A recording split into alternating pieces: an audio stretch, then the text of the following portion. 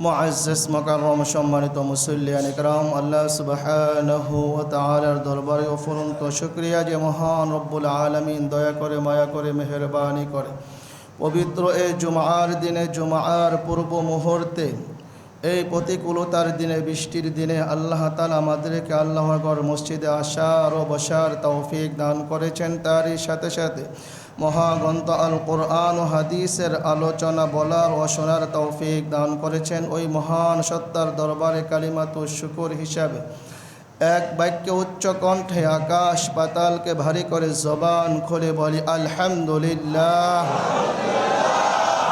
মহান আল্লাহ পাক রব্বুল আলামিনের অফুরন্ত শুকর ও সুজুদ রব্বুল আলামিন আমাদেরকে সুস্থতার নেয়ামত দান করেছেন। রব্বে কারীম আমাদেরকে পবিত্র জুমার দিনে জুমার নামাজ আদায় করার জন্য আগে ভাগে আল্লাহ তাআলার ঘর মসজিদে আসার তৌফিক দান করেছেন।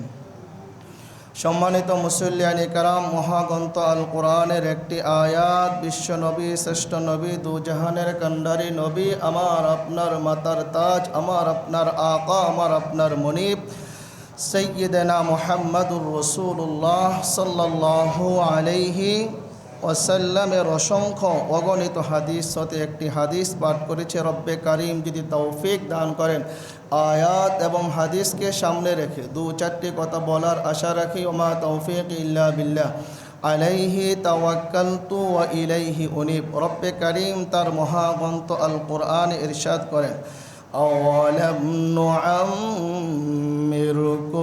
মা ইয়াতাযাক্কারু ফীহি মান তাযাক্কারা ওয়া জাআকুমুন নাযীর ফাযূকূ ফামা লিয-যালিমিন মিন নাসীর। আমার রব, আমার আপনার পালন কর্তা মহান রব বলতেছেন, আমি কি তোমাদেরকে এতটুকু হায়াত দান করি নাই, এতটুকু বয়স দেই নাই, যে সময়ের ভিতরে চিন্তা ভাবনা করলে উপদেশ গ্রহণ করতে পারতে, যে সময়ের ভিতরে গবেষণা করলে, চিন্তা ভাবনা করলে হেদায়েত পেয়ে যেতে, যে সময়ের ভিতরে চিন্তা ভাবনা করলে আল্লাহর পথ পেয়ে যেতে, দ্বীন ও ইসলামের পথ পেয়ে যেতে। আল্লাহ পাক রব্বুল আলামিন বলেন, আমি মানুষকে সৃষ্টি করেছি, মানুষকে সৃষ্টি করার পরে মানুষের হেদায়েতের জন্য, মানুষের পথ প্রদর্শনের জন্য আমি যুগে যুগে নবীদেরকে প্রেরণ করেছি। আল্লাহ পাক রব্বুল আলামিন 1,24,000 মতান্তরে 2,24,000 পয়গম্বর প্রেরণ করেছেন মানুষের হেদায়েতের জন্য, মানুষকে পথ প্রদর্শন করার জন্য, মানুষকে সঠিক পথ দেখানোর জন্য। সমস্ত নবীদের কাজ একটাই ছিল, ইয়া আইয়ুহান নাস কুলু লা ইলাহা ইল্লাল্লাহু তুফলিহুন। হে লোক সকল, তোমরা লা ইলাহা ইল্লাল্লাহ বলো, তাহলে তোমরা কামিয়াব হয়ে যাবে, সফলতা অর্জন করবে। এই নবীদের সর্বশেষ নবী, নবীদের সিলসিলা শেষ হয়ে গেছে আমার আপনার প্রাণের নবী হযরত মুহাম্মদুর রাসূলুল্লাহ সাল্লাল্লাহু আলাইহি ওয়াসাল্লামের মাধ্যমে। নবী চলে গেছেন, কিন্তু এই দায়িত্ব অর্পণ করে গেছেন আনেওয়ালা সমস্ত উম্মতদের উপর, বিশেষভাবে হক্কানি উলামায়ে কেরামের উপর। রাসূল বলতেছেন, আল উলামা ওয়ারাসাতুল আম্বিয়া ওয়া ইন্নাল আম্বিয়া লাম ইউআররিসু দীনারান ওয়ালা দিরহামা। উলামায়ে কেরাম হলেন নবীদের ওয়ারিস। নবীদের কিসের ওয়ারিস? টাকা পয়সার ওয়ারিস না, না না না। নবীদের এলমে ওহির ওয়ারিস, কোরআনের ওয়ারিস, হাদিসের ওয়ারিস। নবীদের ধন সম্পদের ওয়ারিস নয়, বরং নবীরা যে সমস্ত টাকা পয়সা, ধন সম্পদ, বাড়ি গাড়ি রেখে যায়, ওই সবগুলো বাইতুল মালে জমা হয়ে যায়। নবী চলে গেছেন, নবীদের পরে আলেম ওলামারা আপনাদের ধারে ধারে পানে পানে গিয়ে আপনাদের হাতে ধরে পায়ে ধরে দিনকে বোঝানোর জন্য, ইসলামকে বোঝানোর চেষ্টা করেছেন। যারা মানছে তারা কামিয়াব হয়ে গিয়েছেন, আর যারা মানে নাই তারা নাকাম হয়ে গিয়েছে। যারা আলেম ওলামাদের কথাকে মানবে, আলেম ওলামা তারা তাদের নিজের ব্যক্তিগত কোনো কথা বলে না, তারা যা বলে কোরআন হাদিসে যা পেয়েছেন, হাদিসে যা পেয়েছেন, কোরআনে যা পেয়েছেন, ওই কোরআন হাদিসের মাধ্যমে তারা সঠিক কথাগুলোকে উম্মতের ধারে ধারে, উম্মতের প্রাণে প্রাণে তুলে ধরার চেষ্টা করে। আমার আল্লাহ পাক রব্বুল আলামিন বলতেছেন, আমি তোমাকে হায়াত দান করেছিলাম, সময় দিয়েছিলাম, যে সময়ের ভিতরে তুমি যদি উপদেশ গ্রহণ করতে চাইতে উপদেশ গ্রহণ করতে পারতে, কিন্তু তুমি উপদেশ গ্রহণ করো নাই, হেদায়েত গ্রহণ করো নাই, সঠিক পথ প্রদর্শন করো নাই, সঠিক পথে চলো নাই। শুধু তাই নয়, ওয়াজাআকুমুন নাযীর, তোমাদেরকে সতর্ক করার জন্য, ভীতি প্রদর্শন করার জন্য, ভয় দেখানোর জন্য তোমাদের কাছে নবীরা এসেছেন, তোমাদের কাছে ওলিরা এসেছেন, তোমাদের কাছে সাহাবায়ে কেরাম এসেছেন, হক্কানি উলামায়ে কেরাম তোমাদের কাছে এসেছেন, কিন্তু তোমরা তাদের কথা মানো নাই, তোমরা তাদের কথা শোনো নাই। সুতরাং ফাযুকু বিমা কুনতুম তাকসিবুন فذوقوا فما للظالمين من نصير। এখন তোমরা জাহান্নামের স্বাদ আস্বাদন করো। দুনিয়া থাকতে যেহেতু তোমাদেরকে ওলামায়ে কেরাম বলেছিলেন, হক্কানি ওলামায়ে কেরাম তোমাদেরকে দাওয়াত করেছিলেন নামাজ পড়ার জন্য, দ্বীনের পথে চলার জন্য, হেদায়েতের পথে চলার জন্য, কোরআনের পথে চলার জন্য। তোমরা হেদায়েতের পথে চলো নাই, কোরআনের পথে চলো নাই, দ্বীনের পথে চলো নাই। আজকে তোমরা আমার কাছে আসছো, আজকে তোমরা আমার ব্যবহার দেখতে পারো। আল্লাহ পাক রব্বুল আলামিন যদি এই পৃথিবীতে কোনো নবী রাসূল প্রেরণ না করতেন, কোনো ভীতি প্রদর্শনকারীও যদি আমার আপনার নিকটে প্রেরণ না করতেন, ইমাম আবু হানিফা রহমাতুল্লাহি আলাইহি বলতেছেন, তারপরেও প্রতিটি মানুষের আল্লাহর উপরে ঈমান আনা জরুরি ছিল। এই বিশাল আসমান, এই বিশাল পৃথিবী, পাহাড় পর্বত, গাছপালা, তরু লতা, জিন ও ইনসান, এই বিশাল আসমান দাঁড়িয়ে আছেন, এই বিশাল জমিন আপনার দাঁড়িয়ে আছেন, লক্ষ লক্ষ মানুষ তার উপর দিয়ে, কোটি কোটি মানুষ তার উপর দিয়ে চলাচল করতেছে, টনে টনে জিনিস তার উপর দিয়ে চলাচল করতেছে, কিন্তু কোনোদিন জমিন আপনাকে আমাকে নিয়ে হেলে যায়নি। যদি জমি হেলে দুলে যাইতো তাহলে আমার আপনার চলাচল জমিনের উপরে কষ্টকর হয়ে যেত। তাহলে আল্লাহ তাআলার এই সৃষ্টি দেখে, আসমান দেখে, জমিন দেখে, গাছপালা তরুলতা দেখে প্রত্যেকটা মানুষের একতার উপরে উপনীত হওয়া আবশ্যক ছিল যে এগুলো সৃষ্টি করার পিছনে একজনে আছেন, তিনি কে? আল্লাহ।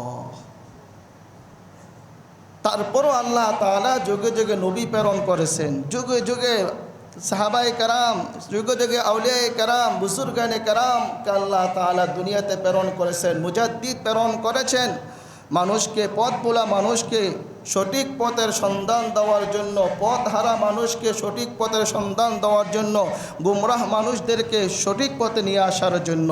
তারপরও যারা তাদের কথা গ্রহণ করে নাই, তাদের কথা মানে নাই, আমার আল্লাহ বলতেছে যেহেতু মানো নাই, ফাজুকু, এবার সাদাসাদন করো। আলেম ওলামারা বলছিল একদিন মরতে হবে,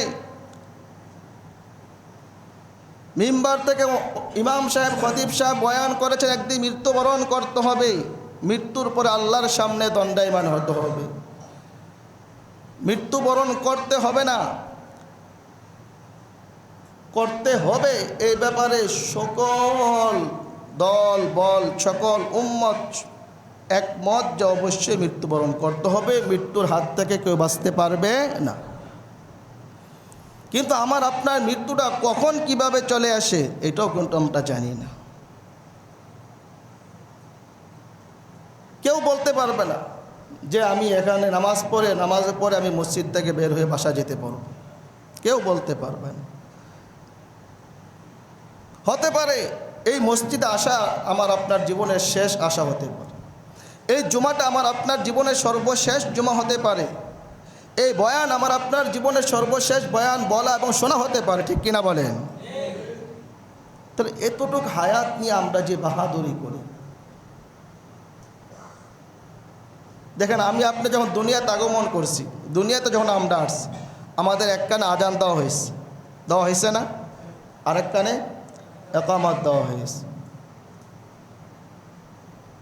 এখন মুয়াজ্জিন সাহেব যখন আজান একামত দেয়, একামত যখন দিয়ে দেয়, ইমাম সাহেব আল্লাহু আকবার বলে, তাকবীর বাঁধতে কি আধা ঘন্টা দেরি করে?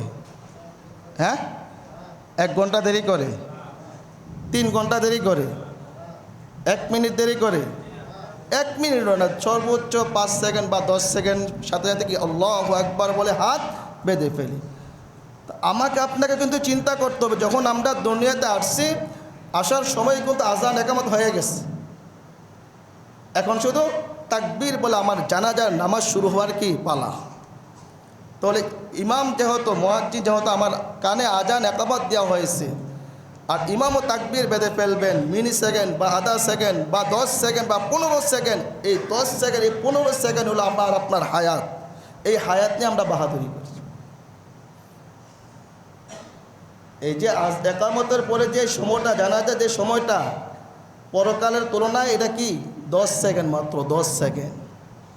তো এই 10 সেকেন্ড 20 সেকেন্ডের জন্য আমরা কত বাহাদুরি করি, আমরা কত কিছু করি। আমাকে আপনাকে আমরা চিন্তা করি না যে আমাকে মৃত্যুবরণ করতে হবে, আমাকে এই দুনিয়া ছেড়ে চলে যেতে হবে, আমি এই দুনিয়া থাকতে পারবো না। আমার পূর্বপুরুষ কেউ থাকতে পারে নাই, তারা চলে গেছেন। কোনো ব্যক্তি যদি বাস্তবিক পক্ষে, প্রকৃত পক্ষে এই চিন্তাটুকু তার ব্রেনে থাকে, নলেজে থাকে, তার অন্তরে থাকে যে আমাকে মরতে হবে, আমার মনে হয় না তার পক্ষে গুনাহ করা সম্ভব। হ্যাঁ, তারপরও যদি কখনো শয়তানের ধোকায় পড়ে গুনাহ হয়ে যায়, হতে পারে, এটা অসম্ভবের কিছু না। সাথে সাথে কী করতে হবে? তওবা করতে হবে, আল্লাহর কাছে মাপ চাইতে হবে।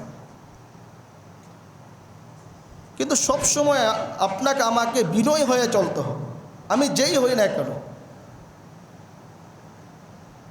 আমি হতে পারি যুগশ্রেষ্ঠ আলেম, জগৎ বিখ্যাত পীর ও বুজুর্গ, হতে পারি আমি শ্রেষ্ঠ ধনী, হতে পারি আমি শিল্পপতি, কোটিপতি, যেই হন না কেন, কিন্তু আপনাকে আমাকে বিনয়ী হতে হবে।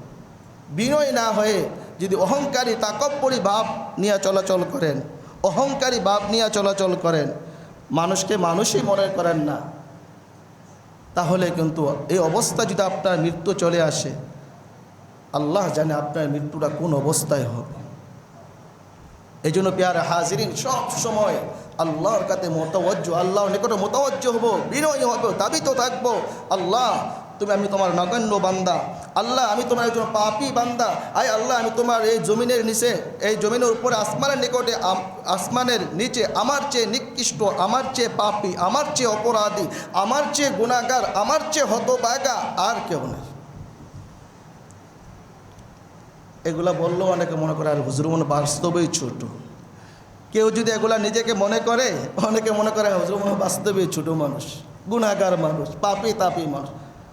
আর আল্লাহওয়ালা যারা, আল্লাহর প্রিয় বান্দা যারা, আল্লাহর মাহবুব বান্দা যারা, প্রকৃত পক্ষে বুজুর্গ যারা, এলমে ওয়াহি যাদের অন্তরে আছে, তারা কখনো নিজেকে বড় মনে করতে পারে না, কখনো তারা নিজেকে বড় মনে করতে পারে না। তারা তাদের মাঝে আজিজি, এনকিসারি, বিনয়ী, ভদ্রতা, নম্রতা তাদের মাঝে তত বেশি প্রকাশ পাবে। প্রকৃতপক্ষে যারা বুজুর্গ আল্লাহওয়ালা মানুষ, তাদেরকে দেখলে আপনি চিনতেও পারবেন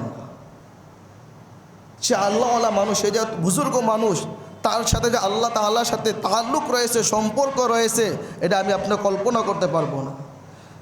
এই জন্য তো কবি বলছেন,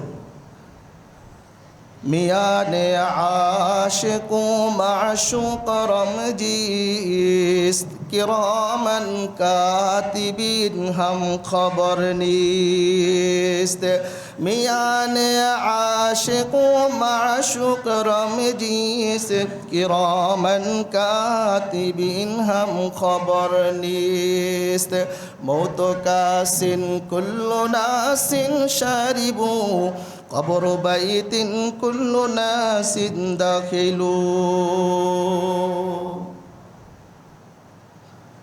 মৃত্যুবরণ করার পরে ফেরেশতারা একদল লোককে নিয়ে জাহান্নামের দিকে রওনা দিবে।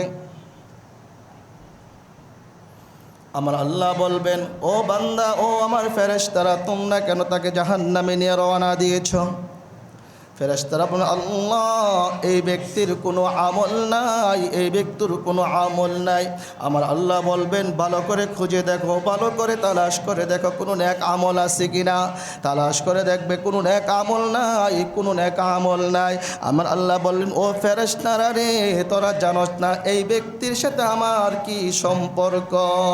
মিয়ানে আশিক মাশুক রমজিস কিরামান কাতিবিন হাম খবর নিস। এই বান্দার সাথে আমার সাথে কি সম্পর্ক ছিল?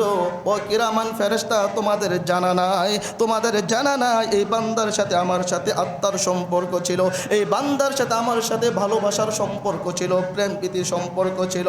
এই বান্দাকে জান্নাতে প্রবেশ করাইয়া দাও। তো আমরা মনে করি অনেক সময় অনেকে দেখলে মনে করি এটা মনে পাপি তাপি গুনাহগার, কিন্তু তার ভিতরে যে কি আছে, সালাহিয়াত, যোগ্যতা আছে, কি মাল আছে, এটা আমরা বুঝতে পারি না। আবার অনেক সময় অনেক মূল্যায়ন করে না, তোর আমগর ইমাম হইতো, আমগর ইমাম মানে নিজেদের ইমাম হলে কোনো কি নাই, মূল্যায়ন নাই। অন্য ইমাম হলে মূল্যায়ন আছে, অন্য এলাকা থেকে আসলে খুব মূল্যায়ন আছে। নিজের মানুষকে নিজে যদি মূল্য না করেন, কে মূল্য দিবে? নিজের এলাকার আলেমকে যদি নিজেরা মূল্যায়ন না করেন, কে মূল্যায়ন করো? আমরা বলি আমার বাতিজা, আমার চাচা, আমার অমুক, আমার তমুক। আরে আপনার যতই বাতিজা হোক, আপনার যতই বাইকনা হোক, আপনার যতই সন্তান হোক, একটা কথা মনে রাখবেন, আলেম আলেম, হাফেজে কোরআন, সে কোরআনের হাফেজ হই। স্পষ্ট ভাষায় লেখা আছে, একজন আলেম যদি বয়সে কমও হয়, আপনার থেকে বয়সে ছোটও হয়, আপনার ছেলে হোক, আপনার ভাতিজা হোক, আপনার ভাইকনা হোক, যেই হোক, এক মজলিসে যখন বসবে, ওই মজলিসে সম্মান পাওয়ার দিক থেকে হকদার বেশি হলেন আলেম। ঠিক কিনা বলেন? অবাস্তব কথা বললাম? আমার নিজের ব্যক্তিগত কথা বলছি। একজন আলেমকে যদি কোনো ব্যক্তি তুচ্ছ তাচ্ছিল্য করে গালি দেয়, তুচ্ছ তাচ্ছিল্য করে, ইমান হারা হয়েছে, কাফের হয়েছে, ফতোয়া একবার স্পষ্ট। এলমে ওয়াহির কারণে যদি কোনো ব্যক্তি কোনো আলেমকে তুচ্ছ তাচ্ছিল্য করে গালি দেয়, সরাসরি সে কাফের হয়েছে। যদি বিবাহ করে থাকে, পুনরায় তাকে নতুন করে বিবাহ করাইতে হবে, স্পষ্ট ফতোয়ার কিতাবে লেখা আছে। কোনো আলেমকে যদি কোনো ব্যক্তি গালি দেয়, কিসের কারণে? এলমে ওয়াহির কারণে।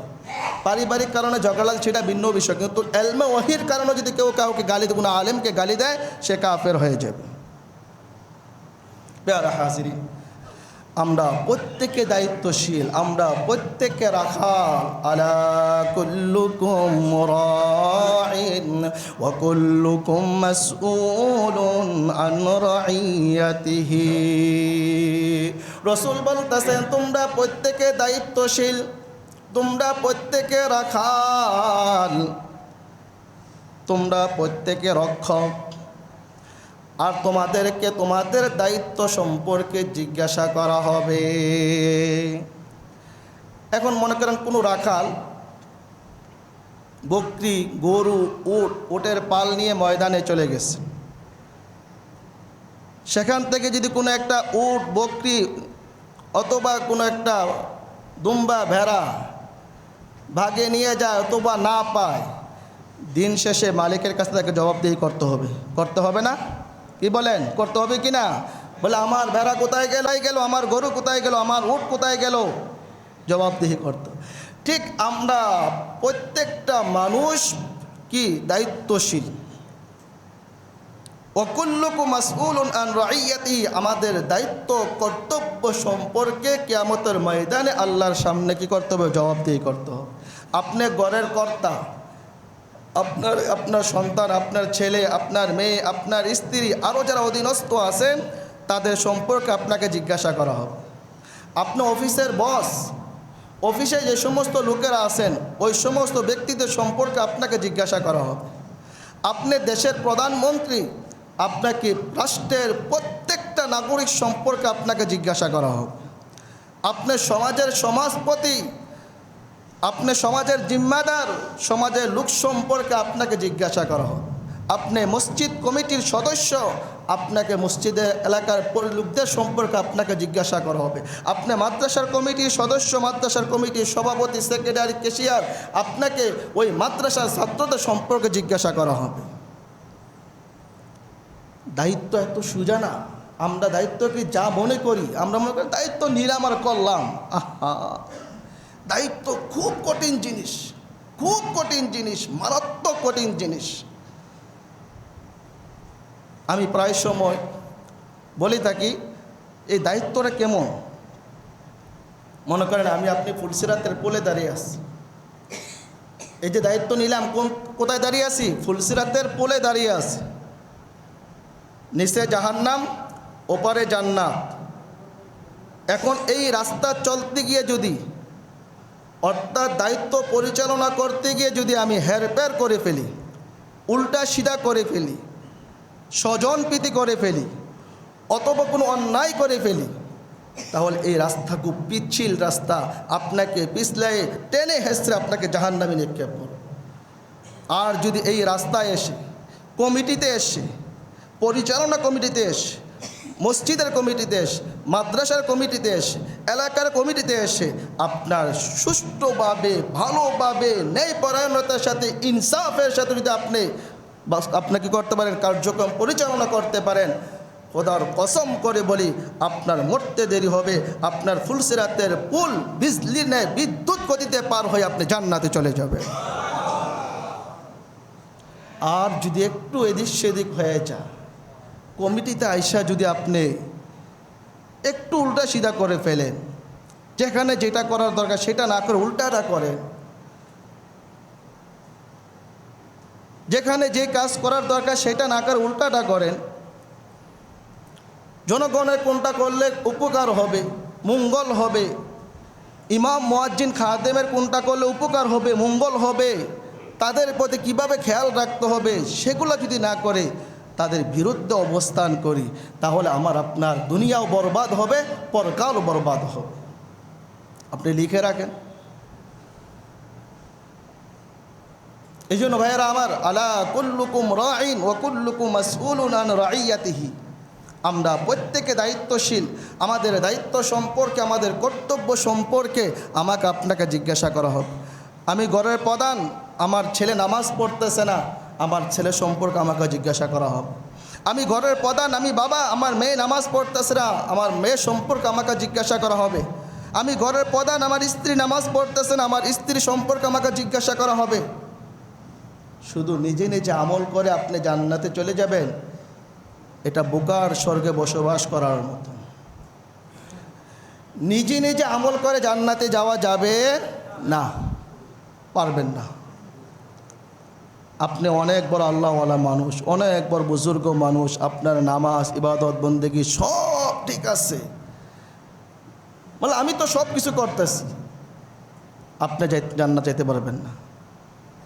বনী ইসরাইলের এক ঘটনা, আল্লাহ সুবহানাহু ওয়া তাআলা হযরতে জিবরাইল আমিন আলাইহিস সালাতু ওয়াস সালামকে পাঠাইলেন, হে জিবরাইল যাও ওই এলাকাটাকে উল্টাইয়া দাও, এলাকা উল্টাই দেওয়ার আদেশ করছে আল্লাহ তাআলা।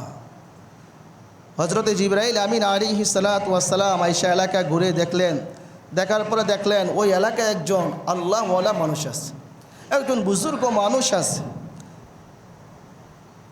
যে বিন্দু সময়, সামান্য পরিমাণ সময় আল্লাহ তাআলা ইবাদত থেকে তার খালি যায় না।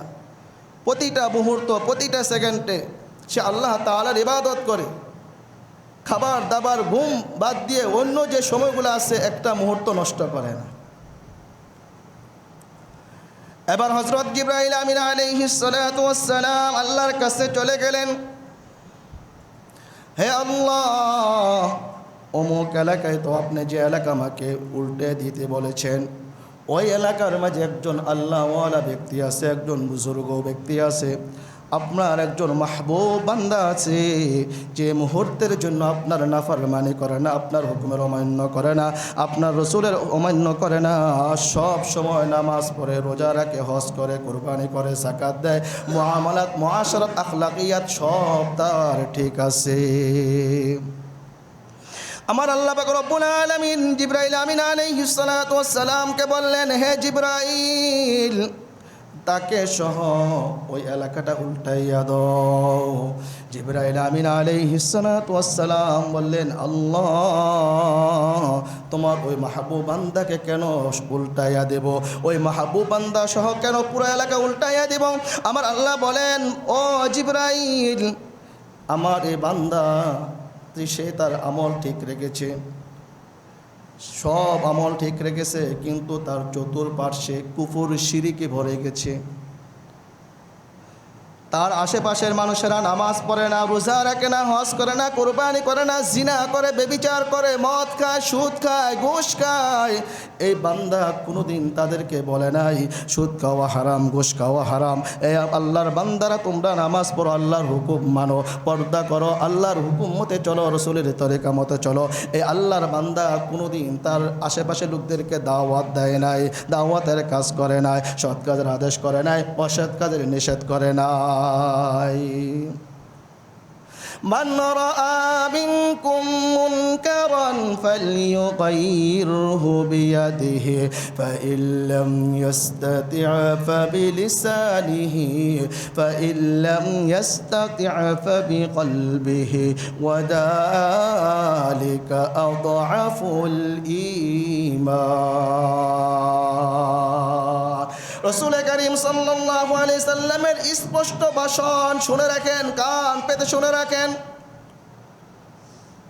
সমাজের কোথাও যদি কোনো গর্হিত কাজ হতে দেখেন, সমাজের কোথাও যদি মন্দ কাজ হতে দেখেন, নাচ গান বাজনা হতে দেখেন, সুদ ঘুষের কাজ হতে দেখেন, অনইসলামিক কোনো কার্যকলাপ হতে দেখেন, আর আপনার যদি শক্তি থাকে, সমর্থ থাকে, আপনার জন্য কর্তব্য হলো, দায়িত্ব হলো ওই কাজকে বন্ধ করে দেওয়া, নাচ গানকে বন্ধ করে দেওয়া, অনইসলামিক কার্যকলাপকে বন্ধ করে দেওয়া। ঠিক কিনা বলেন?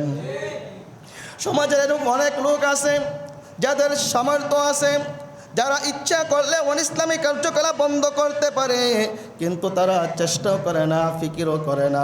ওই আল্লাহর বান্দা, তুমি কান পেতে শুনে রাখো, কাল কিয়ামতের ময়দানে আল্লাহর আদালতে তোমাকে জবাবদিহি করতে হবে। ও বান্দা, তোমাকে আমি শক্তি দিয়েছিলাম, সামর্থ্য দিয়েছিলাম, আমি তোমাকে নেতা বানিয়েছিলাম, আমি তোমাকে হর্তাকর্তা বানিয়েছিলাম, তোমার সমাজ অশ্লীল কাজ হয়েছে, গান বাজনা হয়েছে, কেন তুমি নিষেধ করো নাই?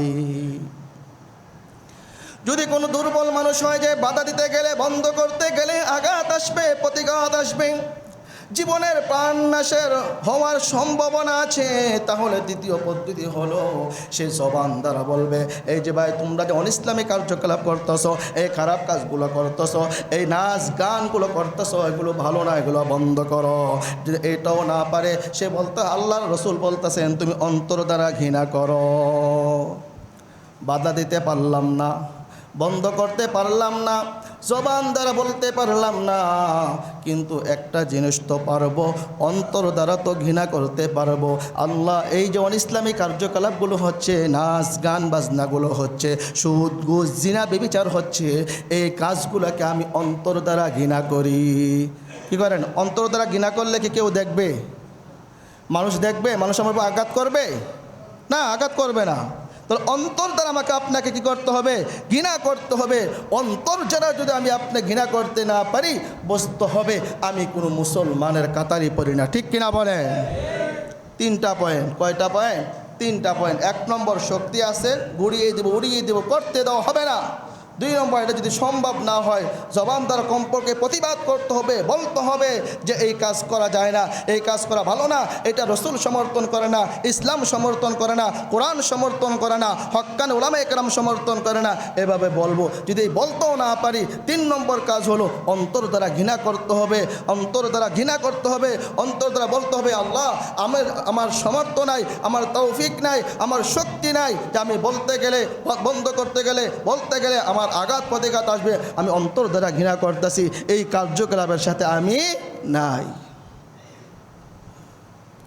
ওই আল্লাহর বান্দা তার চতুর্পার্শ্বে মানুষ বেনমাজি হয়ে গিয়েছে, মানুষ নামাজ পড়ে না, কোরআন পড়ে না, আল্লাহকে মানে না, রসুলকে মানে না, রসুলের বিধানের তোয়াক্কা করে না, রসুলের হুকুমের তোয়াক্কা করে না, নামাজ পড়ে না, সুদ খায়, জিনা করে, ব্যভিচার করে, অন্যায় অনাচার করে, পাপ করে, পাপের কাজ করে, কিন্তু এই আল্লাহর বান্দা বুজুর্গ ব্যক্তি কোনোদিন তাদেরকে এই কাজগুলো থেকে নিষেধ করে না।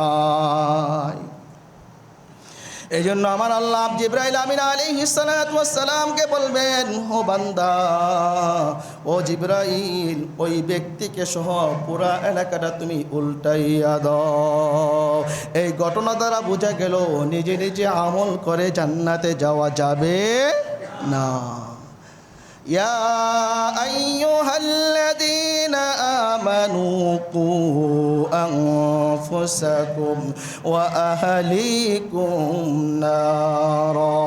আমার আল্লাহ বলতেছেন, হে ঈমানদারেরা, কু আনফুসাকুম, তোমরা তোমাদেরকে জাহান্নামের আগুন থেকে বাঁচাও, ওয়া আহলিকুম নারা, শুধু বলে নাই তোমরা নিজেদেরকে বাঁচাও, বলছে ওয়া আহলিকুম নারা, তোমার পরিবার পরিজনকে জাহান্নামের আগুন থেকে বাঁচাও। ওমর রাদিয়াল্লাহু তাআলা আনহু বলেন, ইয়া রাসূলুল্লাহ, ইয়া হাবিবাল্লাহ, আমরা তোমাদেরকে জাহান্নামের আগুন থেকে বাঁচাবো এটা বুঝলাম, আমরা নামাজ পড়ব, সৎ কাজ করব, আল্লাহ তাআলার বিধান পালন করব, আপনার তরিকা মতে চলবো, চললে আপনি আমাদেরকে জাহান্নামের আগুন থেকে বাঁচাইলাম, কিন্তু আমরা আমাদের পরিবার পরিজন আহলে আয়ালকে জাহান্নামের আগুন থেকে কিভাবে বাঁচাবো? রাসূল বললেন, হে ওমর, আল্লাহ তাআলা যেই সমস্ত কাজ তোমাকে করতে বলেছেন, তুমি তোমার পরিবার পরিজনকে ওই কাজগুলো করতে বলবা, এবং আল্লাহ তাআলা তোমাকে যেই সমস্ত কাজ থেকে নিষেধ করেছেন, যে সমস্ত কাজ করাকে হারাম করে দিয়েছেন, নিষেধ করে দিয়েছেন, ওই সমস্ত কাজগুলো থেকে তুমি তোমার পরিবার পরিজনকে নিষেধ করবা, বিরত রাখবা, তাহলে তুমি তোমার পরিবারকে জাহান্নামের আগুন থেকে বাঁচাইলা। কুনতুম খায়রা উম্মাতিন উখরিজাত লিন-নাস তা'মুরুনা বিল মা'রুফি ওয়া তানহাউনা 'আনিল মুনকার। আমার আল্লাহ বলতেছেন, আমি তোমাদেরকে শ্রেষ্ঠ জাতি হিসেবে পৃথিবীতে প্রেরণ করেছি, শ্রেষ্ঠ জাতি হিসেবে পৃথিবীতে প্রেরণ করেছি, তোমাদের 2টা দায়িত্ব দিয়েছি। 1 নম্বর দায়িত্ব হলো তা'মুরুনা বিল মা'রুফ, সৎ কাজের আদেশ করবে, ওয়া তানহাউনা আনিল মুনকার, 2 নম্বর হলো অসৎ কাজ থেকে নিষেধ করবে। প্রিয় হাজিরিন, আমরা সকলেই দায়িত্বশীল, আমরা সকলেই দায়িত্বশীল, সকলেই আমরা আল্লাহ তাআলা আমাদেরকে আমানত রেখেছেন, আমরা আমাদের আমানত সম্পর্কে আল্লাহ তাআলার কাছে জিজ্ঞাসিত হব, আমানত সম্পর্কে আল্লাহ তাআলার কাছে জিজ্ঞাসিত হব। ভোট, এই ভোটটা কিন্তু খুব গুরুত্বপূর্ণ একটা জিনিস। আমরা ভোট দেওয়াটাকে কি মনে করি না, সাধারণ বিষয় মনে করি। অনেক সময় টাকার কারণে বিক্রি হয়ে যায়, অনেক সময় আত্মীয়তার কারণে বিক্রি হয়ে যায়। এই যে আমি ভোট দিলাম, আমি ভোট দেওয়া মানে কি, আমি সাক্ষী দিলাম যে তুমি ভালো মানুষ, সাক্ষী দিলাম কি তুমি ভালো মানুষ, তুমি সমাজ পরিচালনা করতে পারো। কিন্তু এই যে ভোটটা যে আমি দিলাম, যদি সে মানুষটা আসলেই সে সমাজ পরিচালনা করার যোগ্যতা না রাখে, আর আমি তাকে ভোট দিয়ে বসলাম, আল্লাহর কাছে কি জবাব দিবেন? আমার একটা ভোটের কারণে, 1 ভোট পেয়েও একজন লোকই হতে পারে প্রধানমন্ত্রী হতে পারে, এক নম্বর বেশি হয়েও একটা ছাত্র এক নম্বর হতে পারে কিনা বলেন? তাহলে আমার একটা ভোট পেয়ে যদি কেউ দেশের সিংহাসনে বসে কোনো অরাজকতা করে, কোনো আপনার খারাপ কাজ করে, মন্দ কাজ করে, ইসলাম বিরুদ্ধে কোনো কাজ করে, কাল কিয়ামতের ময়দানে যারা ভোট দিয়েছেন প্রত্যেক ব্যক্তিকে আল্লাহর কাঠ গড়ায় দাঁড়াইতে হবে, ঠিক কিনা বলে? প্রিয় হাজিরিন, এর জন্য খুব সতর্কতা অবলম্বন করতে হবে, সাবধানতা অবলম্বন করতে হবে। এই বিষয়গুলা খুব মারাত্মক বিষয়, ভোটটা খুব মারাত্মক বিষয়। যাকে তাকে ভোট দেওয়া যাবে না। যে ইনসাফের সাথে সমাজ পরিচালনা করবে, যে ন্যায় নিষ্ঠার সাথে দেশ পরিচালনা করবে, এমন যোগ্য ব্যক্তিকে কি করতে হবে? ভোট দিতে হবে, ঠিক কিনা বলে? এক ব্যক্তি রসুল করিম সাল্লাল্লাহু আলাইহি সাল্লামের নিকটে এসে বললেন, ইয়া রাসূলুল্লাহ, ইয়া হাবিবাল্লাহ, কিয়ামত কখন হবে? রসুল বললেন, ও আমার সাহাবী, তুমি কিয়ামতের কি আমল করেছো, কি তোমার প্রস্তুতি গ্রহণ করেছো? বলে, তুমি কিয়ামতের কি প্রস্তুতি গ্রহণ করেছো? বলে, আমি তো আল্লাহ রসুলকে মহাব্বত করি। রসুল বললেন, ইদা বুসিদাল আমরু ইলা গায়রি আহলিহি ফান্তাজিরিস সাআ, যখন কোন অযোগ্য ব্যক্তিকে যোগ্যতার আসনে বসায় দেওয়া হবে, ও আমার সাহাবী, তুমি কিয়ামতের অপেক্ষা করতে থাকো। অযোগ্য ব্যক্তিকে যখন যোগ্যতার চেয়ারে বসিয়ে দেওয়া হবে, তখনই মনে করতে হবে কিয়ামত অতি সন্নিকটে, কিয়ামত হতে আর বেশি দেরি নাই। এর জন্য হিসাব করে আগাতে হবে, চিন্তা ভাবনা করে আগাতে হবে। আমার মন চাই না আমি কাউকে ভোটই দেব না, আমি থাকবই না, দরকার নেই আমার এখানে থাকার। কোনো অযোগ্য ব্যক্তিকে ভোট দিয়ে আমি গুনাহগার হতে চাই না। আল্লাহ তাআলা আমাদের সকলকে হেফাজত করেন।